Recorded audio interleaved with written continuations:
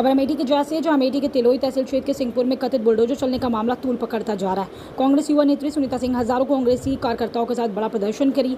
हजारों की संख्या में कार्यकर्ता तिलोई क्षेत्राधिकारी के कार्यालय पहुंचकर ज्ञापन सौंपा, कानून व्यवस्था पर सवाल उठाए। कांग्रेस नेत्री सुनीता सिंह ने आरोप लगाया कि स्थानीय ब्लॉक प्रमुख ने अपने समर्थकों के साथ मिलकर एक बुजुर्ग के करीब 40 वर्ष पुराने मकान पर जबरन बुलडोजर चलवा दिया। उनका दावा है कार्रवाई के दौरान कोई सक्षम प्रशासनिक अधिकारी मौके पर मौजूद नहीं था। प्रदर्शनकारियों के अनुसार पिछले पीड़ित 10 दिनों से न्याय के लिए अधिकारियों का परिक्रमा कर रहा है, लेकिन उसकी शिकायत अब तक कोई प्रभावी कार्रवाई नहीं हुई। इसी से नाराज युवा नेत्री सुनीता सिंह ने आज कांग्रेसी कार्यकर्ताओं तमाम पदाधिकारियों के साथ तिलोई क्षेत्राधिकारी के कार्यालय का घेराव कर निष्पक्ष जांच कर दोषियों के खिलाफ सख्त कार्रवाई, पीड़ित को न्याय दिलाने की मांग की।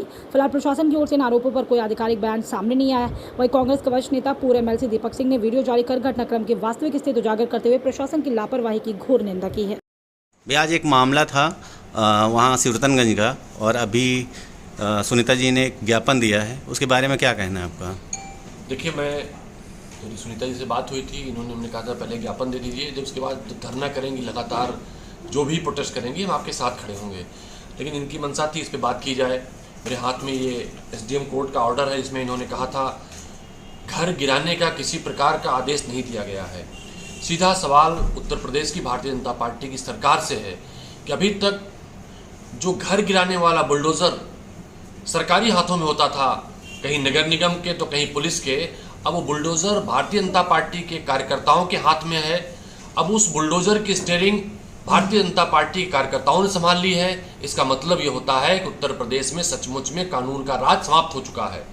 जो स्थापित व्यवस्था है हमारे कानून में और संविधान में, वो कहती है due to process of law, कानून या कानून की किसी धारा में किसी प्रक्रिया को अगर कोर्ट में लंबित है, कोर्ट में विचाराधीन है, तो उसमें कोई कार्रवाई नहीं होगी।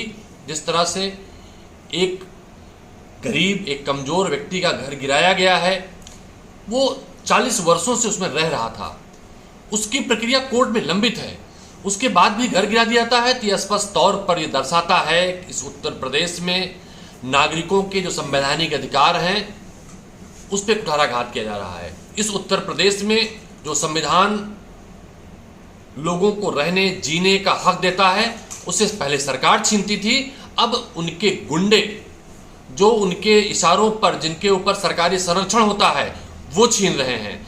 तो हम सीधे सरकार से सवाल करना चाहते हैं, क्या उत्तर प्रदेश में ये मान लिया जाए कि यहाँ पर तालिबानी शासक है? क्या उत्तर प्रदेश से मान लिया जाए जैसे आज के बहुत साल पहले जब घोड़ों से डकैत चलते थे तो उनका कानून चलता था, तो घोड़े हंटर वाले डकैतों का कानून है? सवाल बड़े हैं।